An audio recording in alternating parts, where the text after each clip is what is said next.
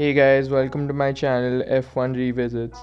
For the purpose of my first video, I'm going to be talking about one of the most iconic seasons in Formula 1 history, the 1976 Formula 1 season.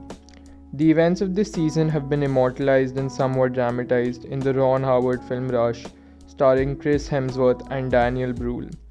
The 1976 season is, of course, remembered for one of the most iconic title rivalries between McLaren's James Hunt and Ferrari's Niki Lauda that saw Lauda pulling into the pits and retiring, and Hunt pipping Lauda by a single point at the final race of the season at the Fuji Speedway in Japan.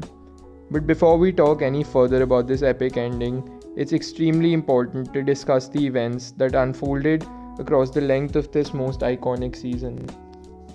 So, who really were Niki Lauda and James Hunt, and why is their rivalry considered to be one of the most iconic in the 70-year history of our great sport? Well, in terms of their demeanors and personalities, these men could not be further apart even if they tried. The Austrian Niki Lauda was as astute-minded and pragmatic as they come on and off the track. He was a firm believer in the philosophy that to win a race, you must finish it first. On the other hand, the Briton, James Hunt, bore the image of a quintessential bad boy and was known for his fearless and aggressive driving style to the degree that he eventually attained notoriety as Hunt the Shunt. The two drivers had been in Formula 1 for a couple of seasons before this and had had varying degrees of success. Lauda, who had raced for the March and BRM teams between the 1971 and 1973 seasons, had achieved modest success in a car struggling with reliability issues and a lack of engine power. He saw his fortunes change when his exceptional drive at the 1973 Monaco Grand Prix, that saw him retire from third place, caught the attention of Enzo Ferrari, who signed him up for the 1974 season.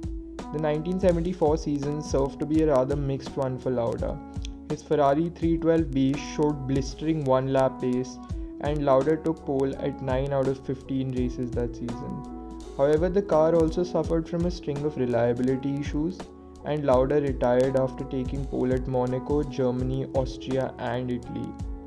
Eventually, Lauda finished 4th behind teammate Clay Regazzoni, Tyrrell's Jody Scheckter, and championship winner Emerson Fittipaldi. The 1975 season, however, proved to be a completely different story.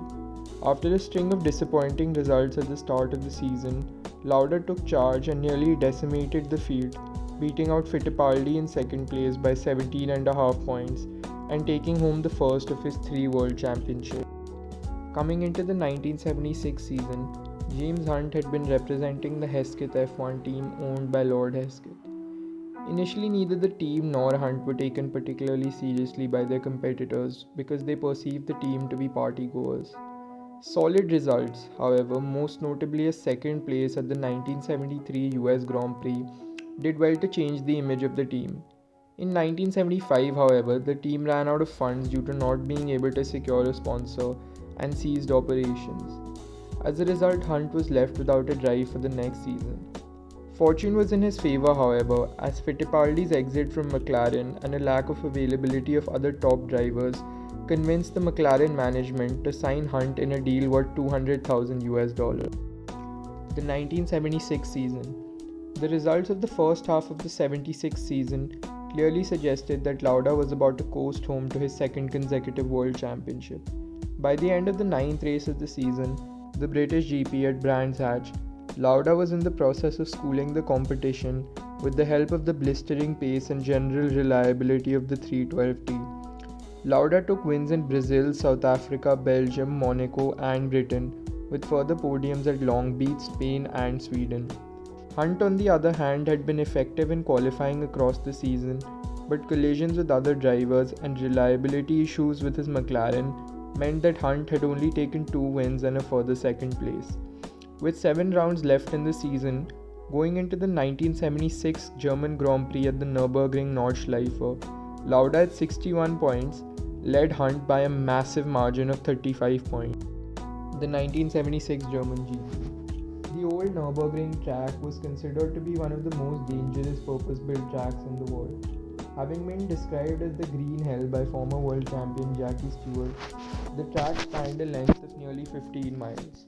The sheer size of the track meant that it required nearly 5 times the number of marshals and medical officials as opposed to a regular track. In addition to this, the track was also unsuitable for television due to its sheer size. These reasons, combined with a multitude of other factors, mainly involving safety, meant that the 1976 race would be the last of the famous track. The lack of safety measures at the track, coupled with the forecast of rain, meant that Niki Lauda called for a boycott of the race. The other drivers, however, voted against it by one vote, and the race went ahead. Wet conditions on Saturday meant that results from the Friday qualifying session were considered. Hunt took pole with Lauda in second. Hunt and Lauda both started the race on wet tyres, but pitted after lap 1 as the track had started to dry up. Lauda was pushing his car to the limit in a bid to make up for lost time, but little did he know that tragedy was about to strike. After a fast left kink in the track, Lauda's car snapped to the right and crashed into the fencing into an earth bank. The car bounced onto the track and was enveloped in flame. What followed was scenes of absolute horror. Following Lauda on the track were drivers Harold Ertel, Brett Lunger, and Arturo Mezzario, all of whom stopped and managed to pull Lauda out of the inferno. Had it not been for the bravery of these men, Lauda would have in all probability not survived the crash. Lauda was airlifted to a hospital in Ludwigshafen, where he fought for his life for the next few days. Most cars assembled at the crash site, being unable to pass due to the narrow track. The race was stopped immediately. After the restart, Hunt, who was in 5th place, overtook the drivers ahead of him to take the picture. Lauda's absence. Lauda had suffered major scarring as a result of the burns to his head, losing most of his right ear, hair, eyebrows, and eyelids. Lauda was famously also given the last rites while in hospital. In Lauda's absence, a race win and a further 4th place meant that Hunt had managed to close the gap to Lauda in the championship. Lauda's return. Most remarkably, however, Lauda returned to race in Monza only 42 days after his horrific crash. He was seen in the pits before the race with his scalp covered in blood-soaked bandages. For the race, Lauda also wore a special crash helmet in order to ease his discomfort to a certain degree. Heroically, Lauda managed a strong 4th place finish at the Temple of Speed, even though by his own admission he was absolutely petrified. The 1976 Japanese Grand Prix. Coming into the 1976 Japanese GP at the Fuji Motor Speedway, Hunt trailed Lauda by only 3 points on the back of consecutive wins in Canada and the second United States Grand Prix of the year. In qualifying, Andretti took pole. Hunt was in second place with Lauda third. On race day, the weather took a dirty turn and incredibly wet conditions with fog prevailed over the length of the track. Several drivers demanded for the race to not be held. The organizers, however, decided to go ahead with the race, much to the dismay of the drivers. Hunt took the lead from the start and Lauda fell to 4th. On the second lap, Lauda, most certainly haunted by the events of 2 months ago, decided to pull into the pits as he deemed the track to be too dangerous.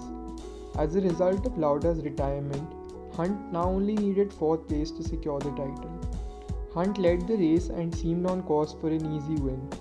The track, however, began to dry, and on lap 62, Hunt lost 2 positions to fall to 3rd place.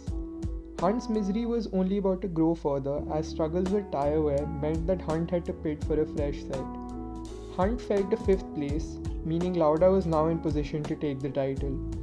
On the penultimate lap, however, Hunt overtook Depailler and moved into 4th position. Hunt eventually finished the race in 3rd, which meant that he took his first and only Formula 1 World Championship, pipping Lauda by a single point. The aftermath. After the 1976 season, Lauda went on to win a further 2 World Championships in 1977 and 1984 before finally retiring.